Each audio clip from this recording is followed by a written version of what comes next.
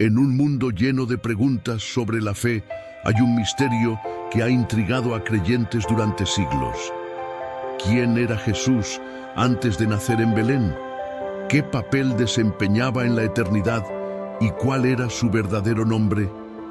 Este tema no solo despierta curiosidad, sino que también nos invita a reflexionar sobre el alcance de su divinidad y su relación eterna con el Padre. La Biblia nos da pistas fascinantes. En el Evangelio de Juan se le llama el Verbo, una expresión que encierra verdades profundas sobre su rol como creador y revelador. En el Antiguo Testamento encontramos referencias al ángel del Señor, una figura que muchos creen que apunta directamente a Jesús antes de su encarnación. Y en sus propias palabras, Jesús se identificó como Yo Soy, conectándose directamente con el Dios que habló a Moisés desde la zarza ardiente. Hoy exploraremos estas verdades ocultas, revelando no solo quién era Jesús antes del principio, sino también cómo su identidad eterna impacta nuestra fe y nuestro entendimiento de su misión redentora. ¿Estás listo para descubrir el nombre oculto de Jesús y su poder eterno? Acompáñanos en este viaje. La historia de Jesús no comienza en Belén. El Evangelio de Juan nos lleva mucho más atrás, a un tiempo antes del principio de todas las cosas, cuando declara: en el principio era el Verbo, y el Verbo era con Dios, y el Verbo era Dios. Juan 1:1. Esta introducción no es solo poética, sino profundamente teológica. Describe a Jesús como el Verbo, logos en griego, el agente eterno por medio del cual todo fue creado. El término logos no era desconocido en el mundo antiguo. Los filósofos griegos lo usaban para referirse a la razón suprema que gobernaba el universo, mientras que en el judaísmo se asociaba con la palabra activa de Dios en la creación, la revelación y la redención. Cuando Juan utiliza logos para describir a Jesús, está afirmando que Él no solo era parte de la historia de la creación, sino el centro de ella. Jesús no fue un ser creado. Él es eterno, coexistente con el Padre y comparte su misma esencia divina. La declaración "el Verbo era Dios" es un testimonio contundente de la divinidad de Jesús. Esto elimina cualquier duda sobre su naturaleza. Jesús no era un profeta más ni un maestro iluminado. Él es el Dios eterno que tomó forma humana para habitar entre nosotros. Esta verdad también resalta su unidad perfecta con el Padre. Aunque distintos en persona, el Padre y el Verbo son uno en esencia, misión y propósito. El apóstol Pablo reafirma este concepto en Colosenses 1:16-17, donde escribe: porque en Él fueron creadas todas las cosas, las que hay en los cielos y las que hay en la tierra, visibles e invisibles, y en Él subsisten todas las cosas. Jesús no solo fue el arquitecto de la creación, sino también quien la sostiene activamente. Cada molécula, cada estrella, cada latido de corazón depende de su poder constante. La Biblia nos muestra ejemplos vívidos de cómo Jesús, como el Verbo, interactuó con su creación antes de la encarnación. En Génesis, la frase "Dios dijo" revela el poder creativo de la palabra divina. En Proverbios 8:22-31 se describe a la sabiduría divina, un concepto que muchos teólogos conectan con el Logos, como alguien que estuvo con Dios desde el principio, deleitándose en la creación y la humanidad. Este entendimiento también ilumina la conexión entre Jesús y la luz. En Juan 1:4-5 se nos dice que en Él estaba la vida, y la vida era la luz de los hombres. Jesús no solo es el origen de la vida física, sino también de la vida espiritual, trayendo claridad, propósito y redención a un mundo en tinieblas. Jesús, al declarar antes que Abraham fuese, yo soy, Juan 8:58, no solo proclamó su preexistencia, sino que hizo una afirmación directa de su divinidad. Estas palabras lo conectan con el yo soy el que soy, de Éxodo 3:14, cuando Dios se reveló a Moisés desde la zarza ardiente. En ese momento, Jesús no estaba afirmando únicamente que existía antes de Abraham, sino que estaba declarando ser el Dios eterno que sostiene y dirige toda la historia. Esta conexión entre el Antiguo y el Nuevo Testamento es una clave esencial para entender su misión, pues Él no es solo un profeta o maestro, sino el mismo Verbo eterno que estuvo presente desde el principio con Dios. En varias ocasiones, Jesús utilizó la expresión yo soy para revelar diferentes aspectos de su identidad y propósito. Como el pan de vida ofrece sustento espiritual, como la luz del mundo ilumina la oscuridad, como la puerta permite el acceso al reino de Dios, como el buen pastor cuida y guía a sus ovejas, como la resurrección y la vida otorga esperanza frente a la muerte, como el camino, la verdad y la vida señala la única vía hacia el Padre, y como la vid verdadera provee la conexión vital con la fuente de vida eterna. Cada una de estas declaraciones encapsula un aspecto profundo de su naturaleza divina y de su obra redentora, invitando a la humanidad a una relación más cercana con Él. Además, estas verdades encuentran ecos en las manifestaciones del ángel del Señor en el Antiguo Testamento.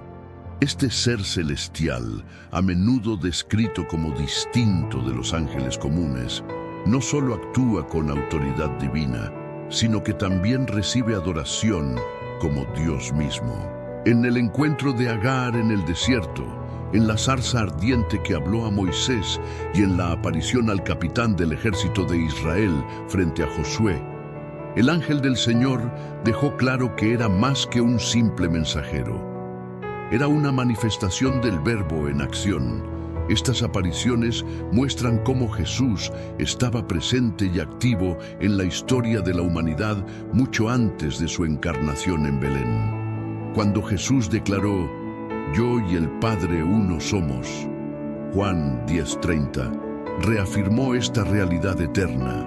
No se trata de que Jesús y el Padre sean la misma persona, sino de que comparten la misma esencia divina y están completamente unidos en su propósito redentor.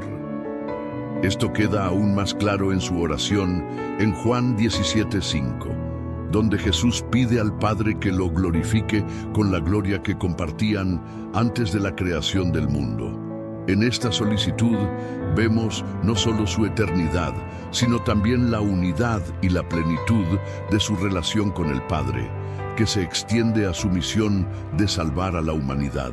La obra de Jesús, desde la creación hasta su encarnación, refleja una conexión perfecta con el Padre. Todo lo que hizo en la tierra, desde sus milagros hasta su sacrificio final, fue un reflejo de la voluntad divina. Esta unidad con el Padre no solo revela su divinidad, sino que también nos invita a reconocer que toda la creación y redención están arraigadas en su eterno propósito. Jesús no comenzó en Belén ni terminó en la cruz. Su misión y su presencia son eternas, reflejando el carácter de un Dios que siempre ha estado trabajando para reconciliar al mundo consigo mismo. En los escritos del Antiguo Testamento se encuentran varios nombres y títulos que apuntan a la preexistencia de Jesús, revelando diferentes facetas de su carácter y propósito. Uno de los títulos más significativos es el Ángel del Señor, que aparece repetidamente en historias clave. Este ser celestial no es simplemente un mensajero, sino una manifestación directa de Dios que interactúa con los seres humanos.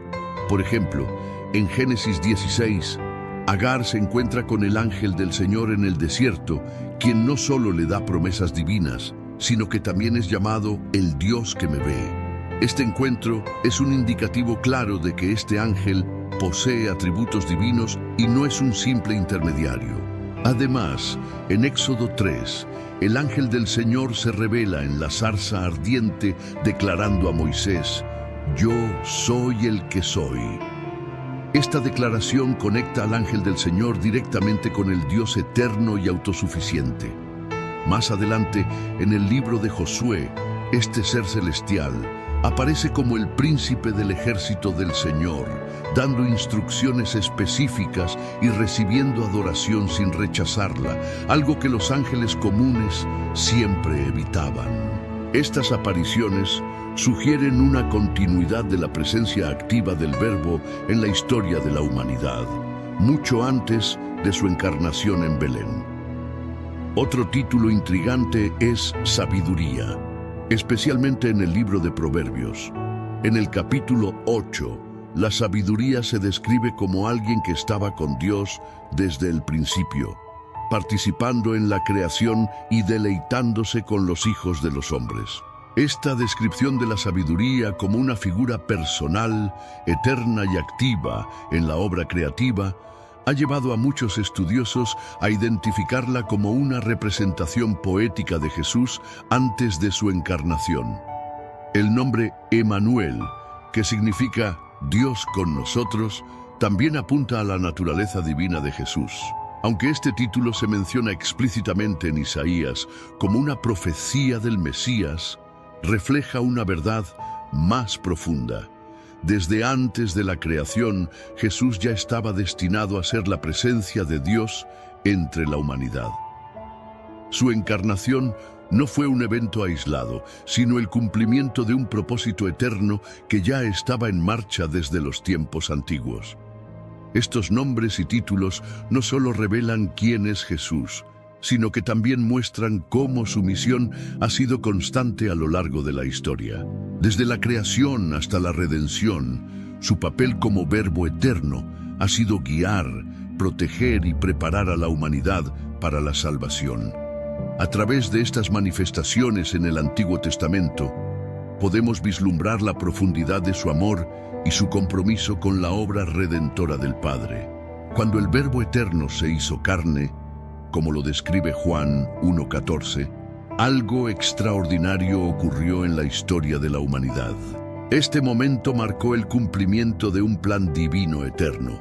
El Dios que creó el universo decidió habitar entre nosotros, no como un ser distante e inalcanzable, sino como uno de nosotros, experimentando nuestras alegrías, luchas y dolores.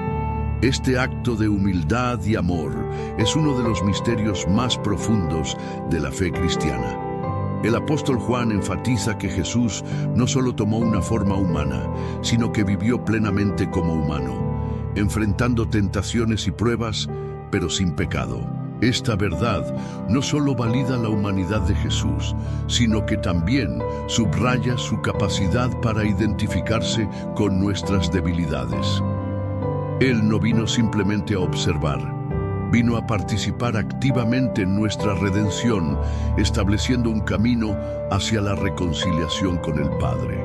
El término habitar entre nosotros evoca la imagen del tabernáculo en el desierto, donde la presencia de Dios residía en medio del pueblo de Israel. Jesús, al encarnarse, se convirtió en ese tabernáculo viviente, la manifestación visible de la gloria de Dios. Sus acciones, enseñanzas y milagros revelaron el carácter de Dios de manera tangible, dando a la humanidad un acceso directo a su gracia y verdad. La encarnación también nos enseña acerca del sacrificio. Para que el Verbo se hiciera carne, Jesús tuvo que renunciar temporalmente a la gloria celestial y someterse a las limitaciones de la vida terrenal. En Filipenses 2, 6, 8, Pablo describe cómo Jesús, siendo igual a Dios, se despojó de sí mismo y se humilló, tomando forma de siervo. Este acto no solo revela la profundidad de su amor, sino que también establece un modelo de humildad y servicio para todos los creyentes.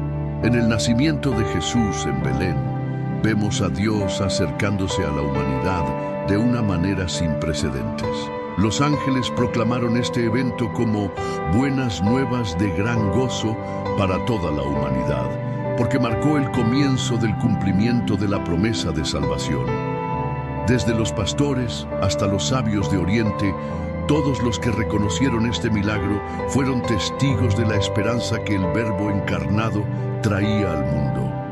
Sin embargo, la encarnación no fue solo un momento histórico. Fue el inicio de una obra redentora que culminaría en la cruz. Jesús no solo vino a vivir entre nosotros, sino a cargar con el peso de nuestros pecados y a vencer la muerte. Al hacerse carne, Jesús hizo posible lo imposible, que la humanidad tuviera acceso directo a Dios y experimentara su amor de manera plena y transformadora.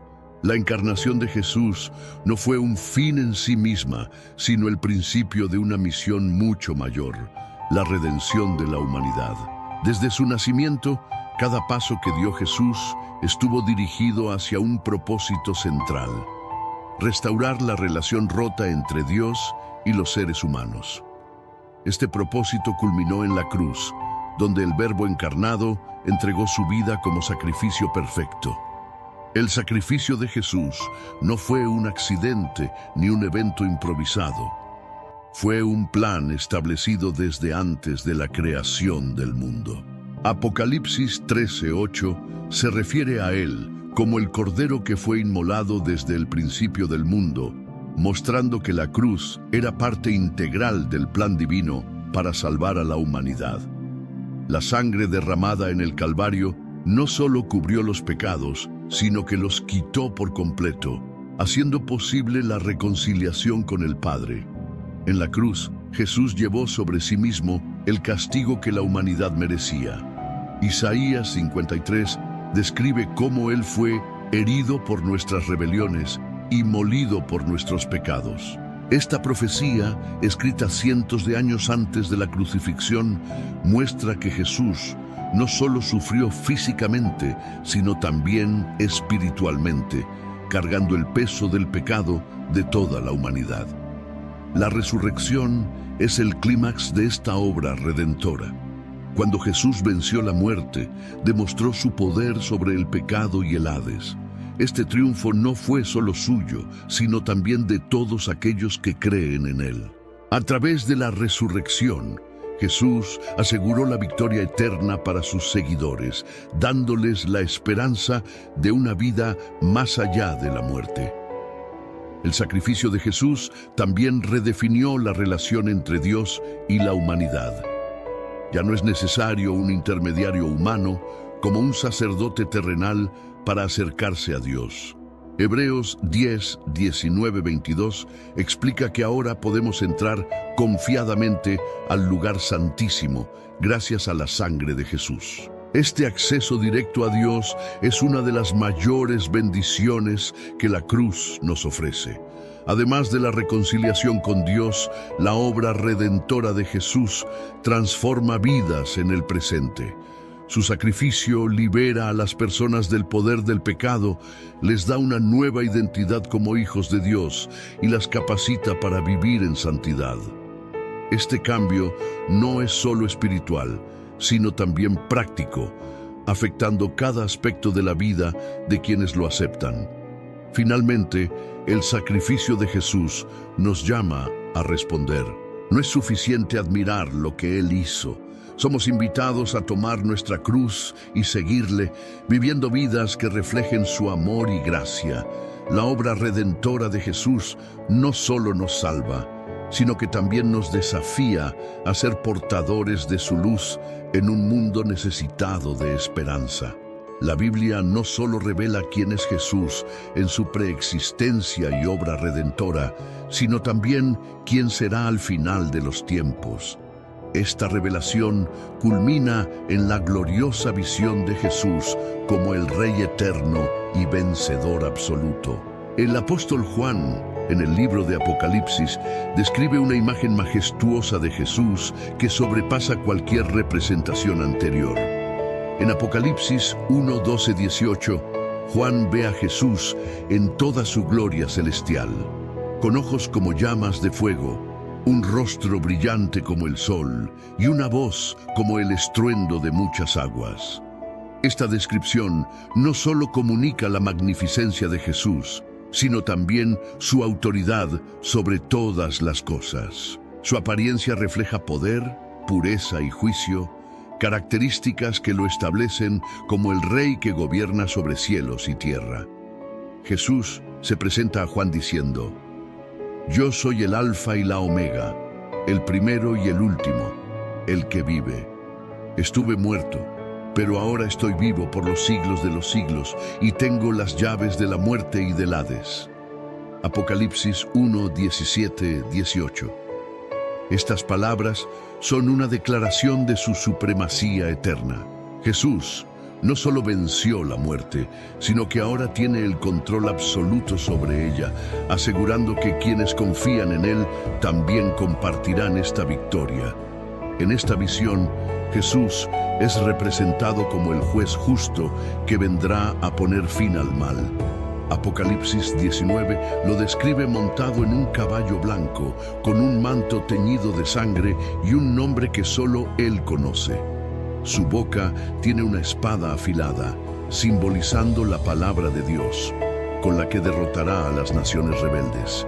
Esta imagen es tanto una advertencia para los que se oponen a Dios como una promesa de justicia para sus seguidores. Pero la promesa de victoria no se limita a un futuro distante. Jesús asegura que su triunfo es también nuestra garantía de esperanza presente. En Apocalipsis 3:21 dice: «Al que venza, le daré el derecho de sentarse conmigo en mi trono, así como yo vencí y me senté con mi Padre en su trono». Este es un llamado a perseverar, recordándonos que la recompensa eterna está asegurada para quienes permanecen fieles. La victoria de Jesús también tiene implicaciones cósmicas. En Apocalipsis 21 se describe un nuevo cielo y una nueva tierra donde Dios morará con su pueblo. Allí no habrá más lágrimas, muerte, llanto ni dolor. Este lugar, conocido como la Nueva Jerusalén, será la realización completa de todas las promesas de Dios. Finalmente, la promesa de la victoria eterna no es solo un mensaje de consuelo, sino también un desafío. Nos invita a vivir nuestras vidas en anticipación de ese día, con fidelidad y obediencia a Jesús. La visión de su gloria y su reinado eterno nos motiva a mantenernos firmes en nuestra fe, sabiendo que nuestra esperanza no está en las cosas temporales, sino en el reino eterno de Dios. El clímax de toda la narrativa bíblica se encuentra en esta verdad asombrosa: el Verbo se hizo carne y habitó entre nosotros. Juan 1:14. Esta declaración no solo resume el propósito eterno de Jesús, sino que también marca un punto de inflexión en la historia humana. La encarnación de Jesús revela el amor de Dios de una manera tangible, mostrándonos que Él no es un Dios distante, sino un Padre que desea relacionarse íntimamente con su creación. En el contexto del Evangelio de Juan, el término verbo, logos, representa la mente y el propósito de Dios expresados en Jesús. El logos, que existía desde el principio con Dios y era Dios, descendió al mundo como un ser humano. Este acto de humildad demuestra la profundidad del compromiso de Dios con la humanidad, ya que Jesús dejó su gloria celestial para entrar en un mundo lleno de sufrimiento y pecado. La frase «habitó entre nosotros» literalmente significa «hizo su tabernáculo entre nosotros», evocando la imagen del tabernáculo en el Antiguo Testamento, donde la presencia de Dios habitaba en medio de su pueblo. En Jesús, esta presencia se hace permanente y accesible, derribando las barreras que separaban a la humanidad de Dios. A través de su vida terrenal, Jesús no solo mostró cómo es Dios, sino también cómo debería vivir el ser humano. Su compasión hacia los marginados, su justicia frente a la hipocresía y su obediencia inquebrantable al Padre nos dan un modelo perfecto a seguir. Más allá de sus palabras y acciones, su sacrificio en la cruz se convierte en la máxima expresión de su amor, cumpliendo la misión para la cual fue enviado. La encarnación también tiene profundas implicaciones teológicas. En Jesús, lo divino y lo humano se unen, creando un puente entre Dios y la humanidad. Como mediador perfecto, Jesús nos reconcilia con el Padre, abriendo el camino para que podamos tener una relación directa con Él. En 1 Timoteo 2:5 se afirma: porque hay un solo Dios y un solo mediador entre Dios y los hombres, Jesucristo hombre. El impacto de este evento no se limita al tiempo de Jesús en la tierra. Su presencia continúa transformando vidas a través del Espíritu Santo, quien ahora habita en cada creyente. Esto significa que la obra de Jesús no fue un evento aislado, sino el comienzo de una relación continua y dinámica entre Dios y su pueblo. Finalmente, el Verbo hecho carne es una invitación abierta. Jesús vino para que todo aquel que cree en Él no se pierda, sino que tenga vida eterna. Juan 3:16. Su encarnación nos llama a reconocerlo como el Hijo de Dios, a aceptar su sacrificio y a vivir de acuerdo con su ejemplo, reflejando su luz en un mundo que todavía necesita desesperadamente la verdad del Evangelio. Al llegar al final de esta reflexión, queda claro que Jesús no es simplemente un personaje histórico o una figura religiosa. Él es el Verbo eterno, el Creador, el Salvador y el Dios vivo que trasciende el tiempo y el espacio. Desde los días de la creación hasta su manifestación en carne y su victoria en la cruz, Jesús ha sido el centro del plan divino, revelando el carácter y el propósito de Dios para la humanidad. Su nombre, antes del principio, encapsula su identidad divina y su misión redentora. Él es el Yo Soy, el Ángel del Señor y el Hijo Eterno. Estos títulos no solo describen quién es Él, sino que también revelan cómo interactúa con su creación, como guía, protector, juez y redentor. La pregunta central, ¿cuál era el nombre de Jesús antes de venir a la tierra?, nos lleva a comprender que su esencia no está limitada a un nombre terrenal. En su preexistencia, Jesús ha sido el reflejo perfecto de Dios, el vínculo entre lo divino y lo humano, y la esperanza para un mundo caído. Su encarnación nos invita a experimentar esta esperanza de manera personal. Reconocer a Jesús como el Verbo hecho carne no es solo un acto intelectual, sino una decisión espiritual que transforma vidas. Nos desafía a vivir con fe, a amar como Él amó y a seguir su ejemplo en un mundo que necesita urgentemente su luz. Mientras reflexionamos sobre estos misterios, la promesa final de Jesús resuena en nuestras mentes y corazones. Yo soy el Alfa y la Omega, el principio y el fin. Apocalipsis 22:13. Esta declaración no solo reafirma su divinidad, sino que también nos asegura que, en Él, todo encuentra su propósito y su culminación. Así como el Verbo se hizo carne para revelarse al mundo, ahora nos corresponde a nosotros llevar este mensaje al resto de la humanidad, proclamando su nombre y viviendo conforme a su verdad eterna.